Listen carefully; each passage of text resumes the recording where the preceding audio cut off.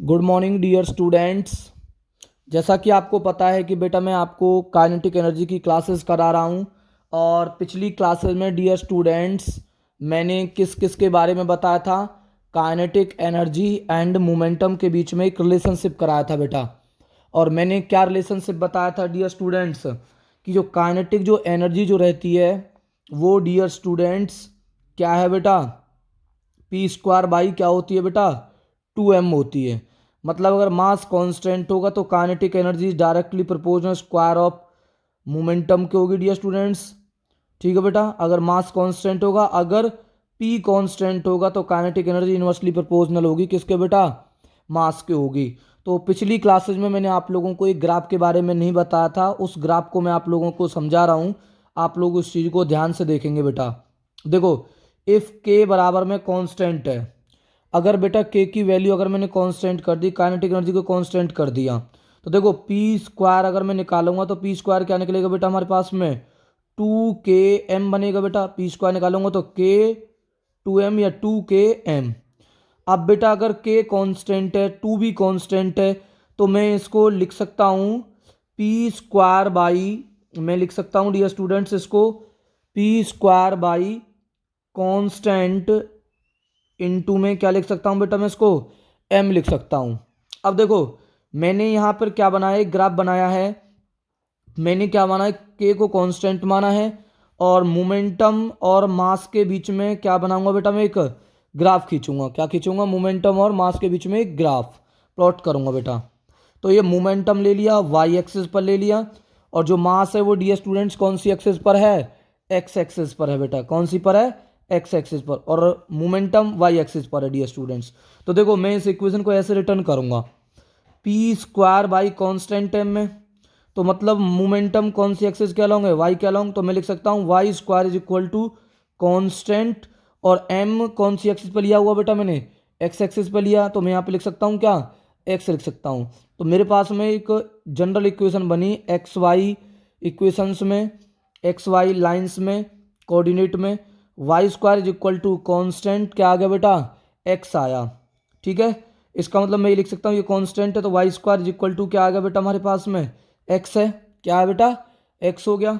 ठीक है, कांस्टेंट की वैल्यू अगर मैं क्या मान लेता हूँ बेटा मैं, कि अगर कांस्टेंट की वैल्यू अगर 1 है तो वाई स्क्वायर बराबर क्या हो जाएगा बेटा हमारा, एक्स होगा। अब देखो मैंने यहाँ पर रीडिंग ली है, देखो बेटा ये एक्स है और ये क्या बेटा, वाई। देखो जब मैंने एक्स की वैल्यू 1 करी है, अगर मैं एक्स की वैल्यू को 1 करूँगा तो वाई की वैल्यू भी क्या होगी बेटा हमारी, 1 हो जाएगी। ठीक है, क्या हो जाएगी, 1 हो जाएगी।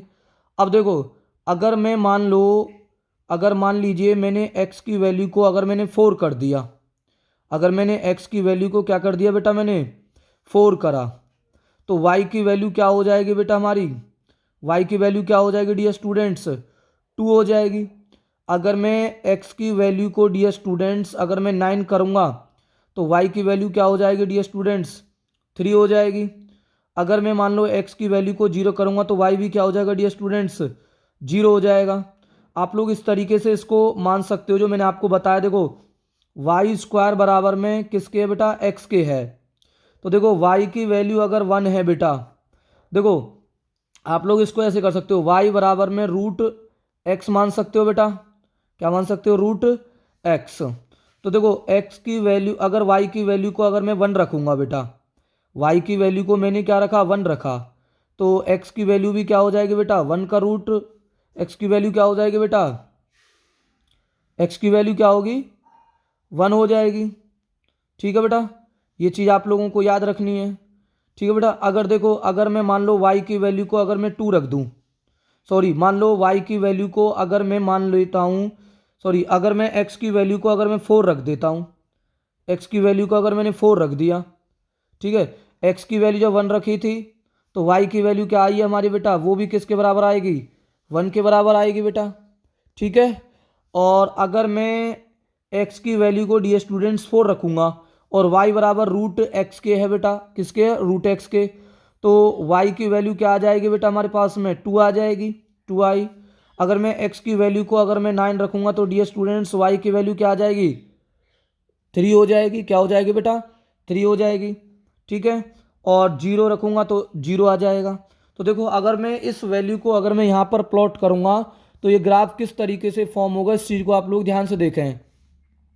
देखो अगर जीरो है तो मैंने यहाँ पर जीरो रखा, तो देखो जब एक्स जीरो तो वाई जीरो, एक्स जीरो है तो वाई भी क्या है बेटा, जीरो है। अब देखो अगर एक्स की वैल्यू वन है, अगर मान लो एक्स की वैल्यू वन है तो वाई की वैल्यू वन है, मतलब एक्स यहाँ पर वन यहाँ पर, मैंने यहाँ पर इस तरीके से प्लॉट करा, यहाँ पर ये पॉइंट ये पर प्लॉट कर दिए वाला पॉइंट। अगर बेटा वाई की वैल्यू टू है, वाई की वैल्यू क्या है बेटा टू, तो वाई कहाँ पर है, ये रहा, वाई की वैल्यू जब टू है तो एक्स क्या है बेटा हमारे पास में फोर है, क्या है बेटा फोर है, ठीक है। तो ये हमारे पास में प्लॉट हो गया, ठीक है बेटा। ये चीज़ याद रखनी है आप लोगों को कि भाई जब x की वैल्यू फोर है तो y की वैल्यू क्या है बेटा हमारे पास में टू है, ठीक है बेटा।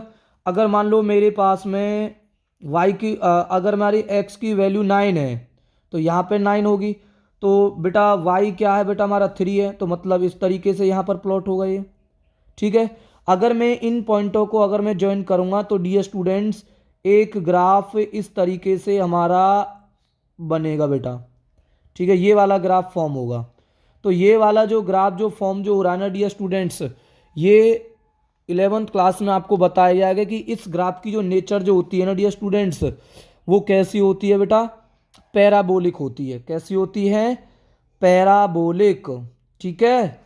तो ये आप लोग 11th क्लास में पढ़ोगे, बस आप लोगों को ये ग्राफ पता होना चाहिए कि मोमेंटम और मास के बीच में क्या रिलेशनशिप है, किस तरीके से उनके बीच में हम ग्राफ को क्या करते हैं बेटा, हम प्लॉट करेंगे, ठीक है। जब हमारी काइनेटिक एनर्जी क्या होगी बेटा, कांस्टेंट होगी।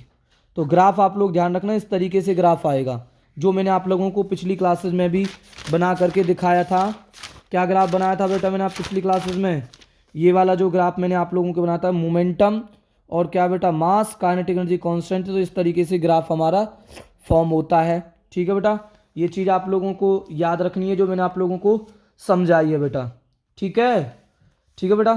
तो इस ग्राफ से आप लोगों को क्या कंक्लूजन मिल रहा है, देखो देखो बेटा, देखो अगर मैं मान लो कि अगर मैं x की वैल्यू को अगर मैं बढ़ाता जा रहा हूँ, अगर मैं मान लो x की वैल्यू को अगर मैं बढ़ाता जा रहा हूँ, x की वैल्यू बढ़ तो जा रही, x की वैल्यू बढ़ तो रही है और y की वैल्यू भी क्या हो रही है, बढ़ रही है, बट इतने अमाउंट में नहीं बढ़ रही है डियर स्टूडेंट्स जितने अमाउंट में हमारा x क्या हो रहा है बेटा, इंक्रीज हो रहा है। देखो जब x की वैल्यू फोर है तो y कितना है बेटा, टू है। जब x की वैल्यू डियर स्टूडेंट्स नाइन है तो y की वैल्यू क्या बेटा, थ्री।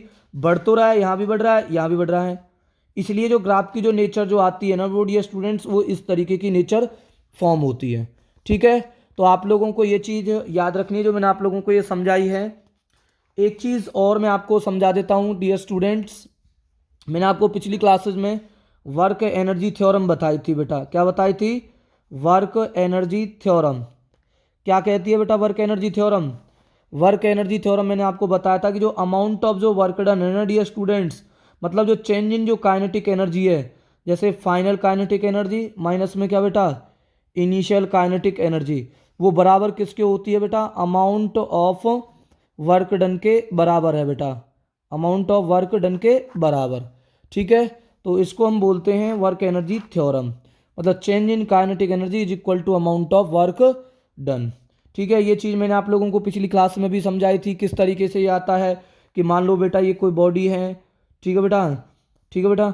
जैसे मान लीजिए ये बॉडी इनिशियली एट रेस्ट पर थी, मान लेते हैं कि ये बॉडी यू वेलोसिटी से मूव कर रही है बेटा, यू वेलोसिटी से मूव कर रही है, इसका मास क्या है m, तो काइनेटिक एनर्जी इसकी एम यू स्क्वायर है। अगर मान लो इसकी वेलोसिटी चेंज हो जाए, अगर वेलोसिटी चेंज होगी तो डियर स्टूडेंट्स वेलोसिटी चेंज होगी, इसकी v दिखा दी, u से v हो गई, तो मास तो वही है, तो फाइनल काइनेटिक एनर्जी क्या है बेटा इसकी, हाफ एम वी स्क्वायर हो जाएगी, काइनेटिक एनर्जी चेंज होगी। तो बेटा जब काइनेटिक एनर्जी चेंज हुई है तो कुछ ना कुछ अमाउंट ऑफ वर्क डन तो हुआ है, क्योंकि एनर्जी क्या है basically ability to do work है। तो ये जो एनर्जी जो चेंज हुई है वो किसके बराबर होगी बेटा, अमाउंट ऑफ वर्क डन के बराबर होगी, किसके बराबर होगी, अमाउंट ऑफ वर्क डन के बराबर। अब मैं इसके आप लोगों को कुछ न्यूमेरिकल आपको समझा रहा हूँ, आप लोग इस चीज़ को न्यूमेरिकल को ध्यान से देखेंगे बेटा। बेटा मैं आपको यही करा पाऊँगा आज की क्लासेस में, और मैं अगली क्लासेस में आपको वीडियो में न्यूमेरिकल कराऊंगा, इसलिए आप इनको तैयार कर लें। अगर किसी को कोई प्रॉब्लम है तो आप मेरे से पूछ ज़रूर लें बेटा, ठीक है। Thank you.